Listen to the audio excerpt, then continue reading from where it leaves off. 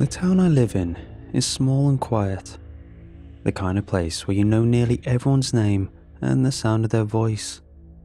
And here, where life moves slowly and everyone's path seems almost preordained, we have one custom that's unlike any other, a certainty that's part of our lives from the very beginning. From birth, each of us is given a date, printed on a small certificate and signed by the town's doctor. It's the date we're expected to die.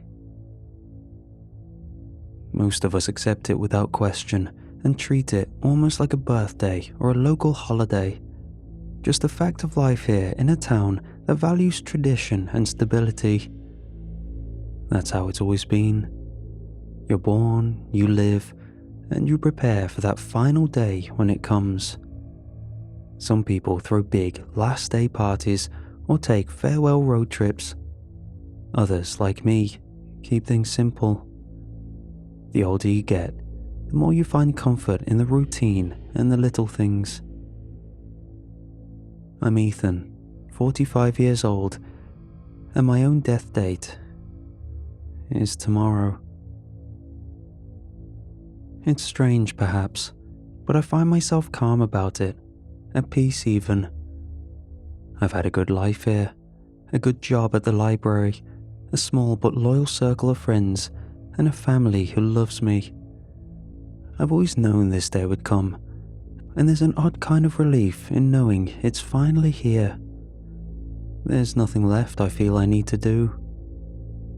So tonight, the night before my death, I'm going through the motions with a quiet sort of dignity. I spent time with my family, not wanting to make a fuss. I shared a simple dinner, passed around old family albums, and laughed over the usual stories. We toasted to a life well lived, though I could see the glint of sadness in my sister's eyes. I reassured her with a small smile and a touch on the shoulder. This is just how things are here. We don't dwell on things. We don't overthink them. As the evening deepens, I find myself sitting alone in my room, boxing up sentimental odds and ends that had gone untouched for years. An old watch from my father, a few journals from my 20s, a dried bouquet from my high school dance. Each one is a part of a life that, in a way, feels complete now. There's no sense of dread, just the sense of the inevitability of a chapter drawing to a close as neatly as it began. Outside, the town is settling down, the usual quiet settling in as people close up shop, dim their lights, and ready themselves for bed. I close my eyes and take a deep breath, a final moment of reflection on everything and nothing in particular. In this town tomorrow, I think, will just be another day. I wake up with a start, surprised to feel the morning light spilling across the bed. There's a moment of disorientation as I lie there, still drowsy, half expecting something else, an afterlife maybe, or even a simple void. Instead, I feel the solid weight of the mattress, the crisp sheets beneath my fingers, and the smell of coffee drifting faintly from the kitchen. It's familiar, grounding, and yet unexpected. I'm still here. I sit up slowly, heart pounding as I look at the clock. 6:32 a.m. Then my phone just to confirm. The date, my death date, printed on my certificate since I was a child, has come and gone. But I'm still here, breathing, blinking in daylight. A wave of joy hits me, unbidden, like an electric surge. I'm alive. Somehow, I've outlived the date that was supposed to end my life. It feels miraculous, surreal, a second chance. After pacing around in shock, I reach for my phone and dial my sister. I hesitate, thumb hovering over a name, unsure how to explain something I barely understand. But I finally press call, my voice thick with a mix of excitement and disbelief as I tell her the news. At first, there was silence on the other end. I hear a gasp, then a shaky laugh. She's thrilled, but her voice has a hesitant edge, a hint of something I can't place. "But Ethan, how?" she whispers, as if she's afraid to ask. I don't have an answer. I laugh, assuring her I don't plan on looking a gift horse in the mouth. "Maybe it was just a mistake," I say, though I can hear the doubt in my own voice. My closest friends are equally baffled when I call them. Their response is a strange mix of joy and unease. There's a disconnect in their laughter, a sense of uncertainty. It's though I've broken a rule we've all lived by that has never been questioned. I can't quite shake the feeling that their joy isn't as genuine as I'd hoped. That afternoon, still riding the wave of my own survival, I decided to step outside, eager to reconnect with the world. But as I walk through my yard, something peculiar happens. I reach out to steady myself on a nearby tree trunk, and the bark beneath my palm seems to lose its colour, fading to a dull, lifeless grey. I pull my hand back, shaking off the odd sensation, telling myself it's just a dead spot on the tree. Later, I pick up my old watch, the one my father gave me, the one I'd packed away as a keepsake. The gold plating has somehow lost its shine, dulled and tarnished in a way it never was before. It strikes me as strange, but I laugh it off, attributing it to its age. Still, as I sit down to dinner, I can't ignore a nagging feeling that something's off. The food seems to taste a little bland, as if missing something. Objects around me seem to have lost their usual warmth, the colour around me feeling subtly muted. But I brush it off, telling myself it's just part of the adjustment. After all, I'm alive. This second chance, whatever it is a gift, a miracle. After the initial shock of survival wears off, life takes on a new, vivid sharpness. I can feel the warmth of every sunrise like it's painting my skin, scenes I took for granted before taking on a new meaning of hope.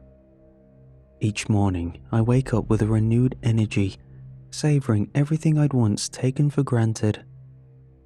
I thought my time was up, and suddenly it wasn't. So I dive in, determined to make the most of this uncharted time I've been given. There are small things, walking the trails just outside of town which I'd neglected over the years, and trying out recipes with an enthusiasm I never had before, experimenting with spices just because I can. And there are bigger things. I reach out to old friends I'd lost touch with, join a few local clubs, and catch up on every little dream that seemed out of reach. For once, I feel like a man let out of a cage. People around town notice too, commenting on how I seem brighter, happier. And I am.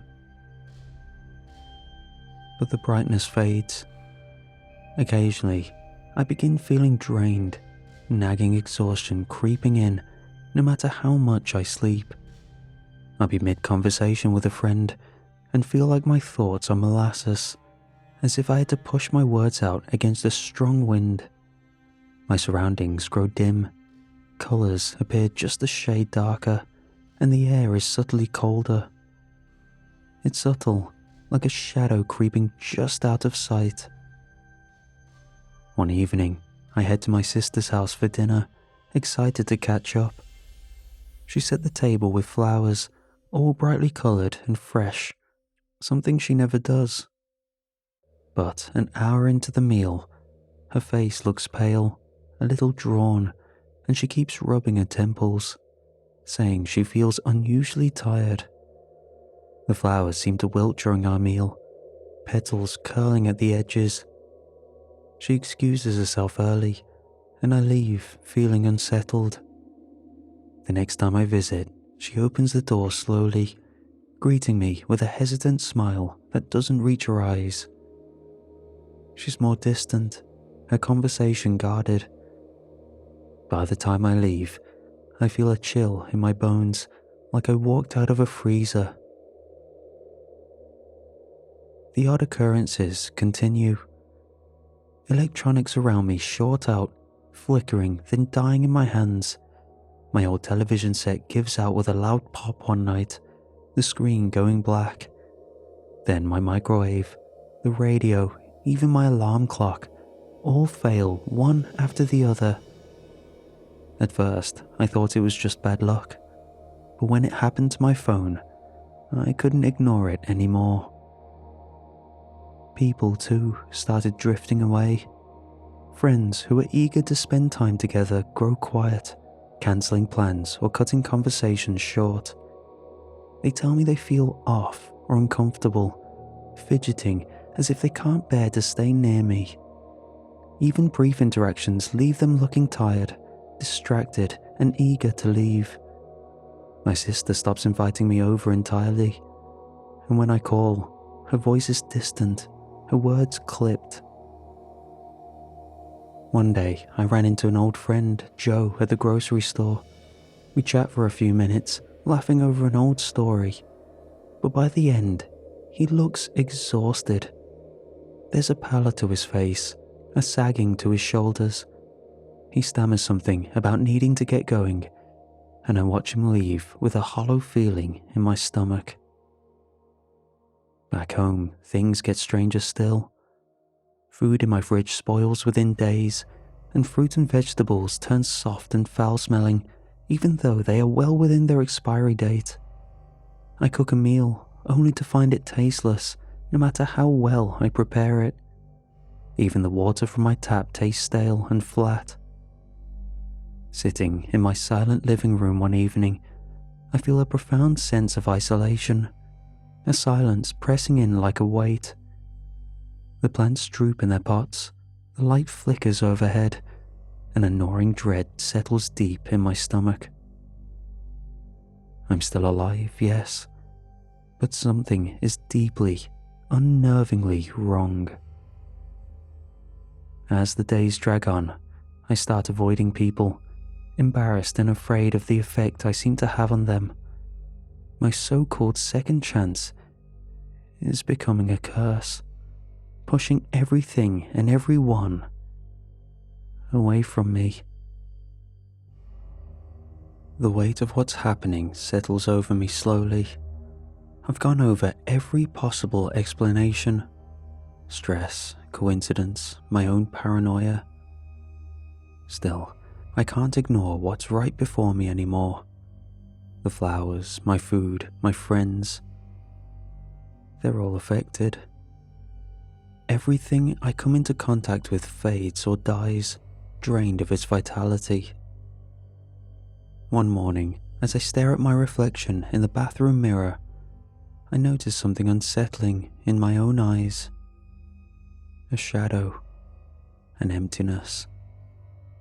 I look older, more haggard, and my skin is paler. For a moment, I feel like a stranger is staring back at me, someone unnatural, a distortion of the man I used to be. I'm surviving, yes, but at a cost I didn't choose and don't want to accept. Desperate for clarity, I reach out to my closest friend, Tom. He's been there through it all, steady and reliable, a grounding force I need now more than ever. When we meet, I can tell he's hesitant, his usual ease replaced by an uncomfortable tension. Over coffee, I finally admit what's been happening, each word feeling heavier than the last. "Tom," I say, voice tight, "have you noticed anything strange since since I was supposed to—" The words trail off, and I watch his face carefully. To my relief, he doesn't brush me off. Instead, he takes a deep breath, looking almost relieved to be asked. "Honestly, Ethan, I have," he says, pausing as if weighing his words. "It's hard to explain, but I just feel different after seeing you. Things don't feel right. It's like something's off, like you're off, almost like you're out of sync with the rest of us." The words hit like a punch to the gut, and I can barely meet his gaze. But I couldn't help but appreciate his honesty. "So, you're saying—" I start, but he nods before I can finish. "Yeah, Ethan, I don't know how to say this, but it's almost like you're not supposed to be here." The silence between us is suffocating. I feel exposed, like I've been laid bare. The last shred of denial crumbles, and I realize that somehow surviving my death date has made me something unnatural. I'm living on borrowed time, but I didn't realize where I was borrowing it from. Tom doesn't say much more, but our discomfort grows palpable. He avoids my eyes, fidgeting with his hands, and finally he stands, mumbling something about needing to leave. His face is filled with a mixture of pity and fear, like he's afraid I might have taken more from him just by sitting here. He doesn't look back when he leaves, and I know deep down that I've lost him, my oldest, closest friend. As he walks away, I feel a hollowness settle in, gnawing and cold. I don't just feel like an outcast. I am one. Back at home, the isolation sets in. I've been given this second chance, but seemingly at the cost of everyone and everything around me. My presence has become toxic. Plants wither. My home feels more like a crypt than a sanctuary, and the silence presses in on me, heavier than ever. Days pass, each one lonelier than the last. I avoid everyone, neighbors, friends, family, out of fear of what my presence might do to them. I don't even open my windows, terrified of birds or stray animals, anything living that might come close enough to feel the drain.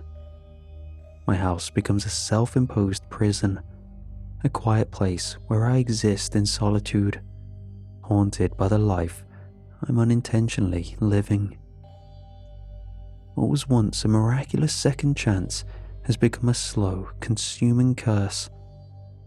I'd once looked forward to each day, grateful for the unexpected time I'd been given. Now, I dread every moment, every step, every breath, wondering how much I'll take from the world around me just by being here. The days blur together, every hour more suffocating than the last. I pace the length of my small house, fighting against the weight pressing in on me. I try to rationalize it. Maybe it's a psychological trick, a dark corner of my mind manifesting this nightmare to punish me. But I know it's real each time I pass a mirror, catch the drawn hollows under my eyes, or feel the oppressive quiet hanging heavy around me. My presence is a poison, a drain on the life around me. I can't stay. I can't keep letting this curse bleed into the people I once loved. In a flash of desperation, I decide to leave town and go as far away as possible. Maybe distance will break whatever connection has turned me into this thing. I throw clothes into a bag, grab my keys, and shove open the door, practically running to my car. but the escape doesn't come easy. The car sputters to a stop barely 2 miles down the road, the engine wheezing and coughing before it dies completely. I sit there, slumped over the wheel, fighting the urge to scream. I call for a tow, waiting under the heavy sun as it drains the little energy I have. But the driver who arrives seems put off. He barely looks at me as he fixes the car, muttering something about my bad luck. I brush it off, impatient, desperate. The repairs hold just long enough for me to reach the edge of town. I feel a moment of relief as I see the highway stretch before me, endless, a way out of this nightmare. But as soon as I try pull onto the road, the car shudders, lurches, and dies once again. It won't start back up. Defeated, I lock up and start walking, determined to leave on foot if necessary. Hitchhiking, however, proves impossible. Car after car whizzes, drivers looking at me with a strange mix of pity and unease, their eyes darting away when I catch their gaze. A bus pulls up at a stop near the edge of town, but the driver waves me off, barely glancing at me, muttering something about not wanting trouble. It's like everyone knows somehow that I don't belong. Hours pass, and the hopelessness grows, gnawing at me like a festering wound. By evening, I'm back where I started, exhausted at the edge of town, every attempt blocked by either mechanical failure or the strange, unspoken refusal of others to help. It's like an invisible force is binding me here, not with magic, but with sick twists of fate. I stumble back to my house, shoulders slumped, every step feeling like a weight pulling me deeper into the earth. Inside, the silence greets me, heavy, hollow, and suffocating. It's clearer than ever now. There is no leaving. I've exhausted every option, clinging to hope like a man drowning. But hope has abandoned me, leaving only questions I'm done living with.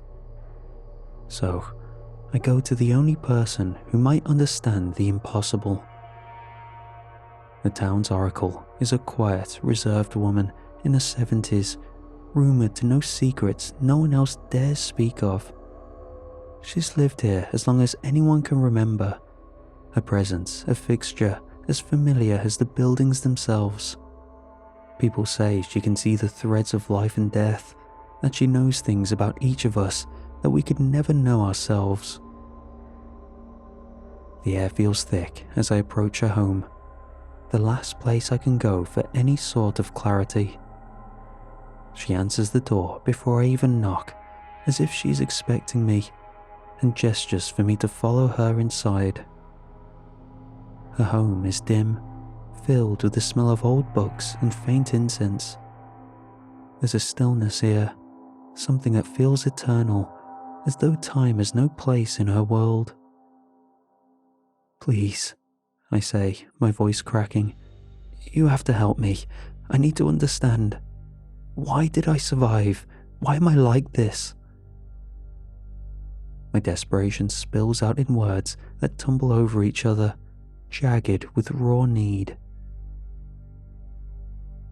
The oracle regards me with a quiet, unreadable expression. She listens patiently, her eyes filled with a kind of ancient sadness, as though she'd heard every version of this plea before. After a long silence, she speaks, her voice low and steady, almost like she's speaking to herself. "Death dates are a part of a balance here, Ethan. Each date holds a purpose, a thread in the fabric of life that keeps this town steady. To survive beyond that, it's to unravel that balance. By living past your time, you're pulling from the world around you, feeding on the life that's meant for others. You're not meant to be here. Her words are like a slow, cold current washing over me. So, I am draining them, I whisper, barely able to keep my voice steady. She nods, her expression unwavering.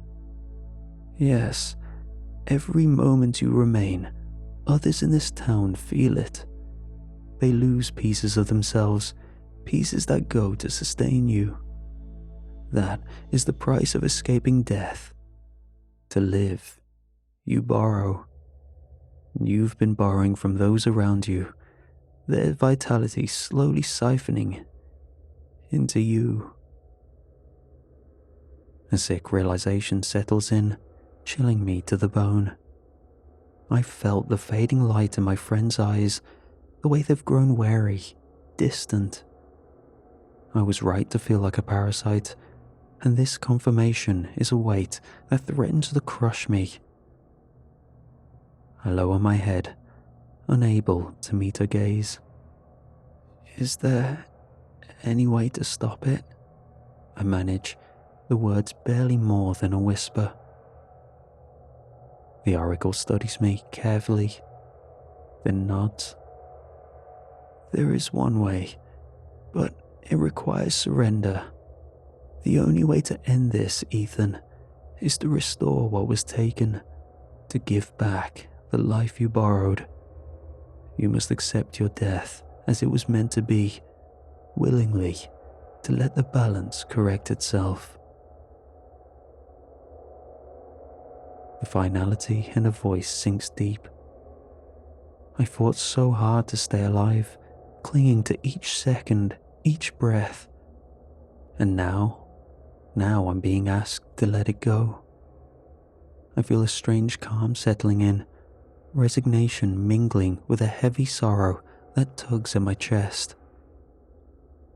I nod, swallowing the lump in my throat. I understand. She places a gentle hand on my shoulder, her touch warm and grounding, and hands me a vial of liquid. She didn't have to tell me what it was. Take the time you need to say goodbye, Ethan. Then, when you're ready, return to where you should have left. I leave her house feeling lighter, yet burdened by a sadness that words can't touch. This isn't just an ending. Now it's a choice, a sacrifice that holds more weight than anything I've ever known. That night, I sat alone in my home, pen and paper in hand. I write letters to those I've loved, the friends I've lost. I don't try to explain everything. How could I? Instead, I apologize and offer gratitude and love, hoping they'll somehow understand the heart behind them. I write one to my sister, telling her I'm sorry for everything I took from her, for the shadow I brought into her life. Each letter is a small act of surrender, a step toward letting go. When I finish, I seal the envelopes and leave them on the table, my last quiet gift to the life I'm finally ready to release. I close my eyes, the silence around me feeling less like a poison and more like peace. I'm ready to restore the balance, to return what I've borrowed, and to embrace the end as it was meant to be. I stand at the threshold of my home, gazing over the town one last time. I break open the vial and gulp its contents. There's a quietness now, a stillness in my mind that I haven't felt since this whole nightmare began. As I step forward, the familiar streets seem to blur, fading into the first light of dawn. Each step draws something out of me, a gentle and final release. I feel the weight lift, like the burden I've carried is finally letting go, piece by piece. The air grows lighter, as if the town is exhaling, filling with the life I've held captive in my skin. I keep walking, the drain growing deeper as I leave the last bounds of the town. I barely feel the ground beneath my feet, the final energy fragments slipping from me as I cross into open fields.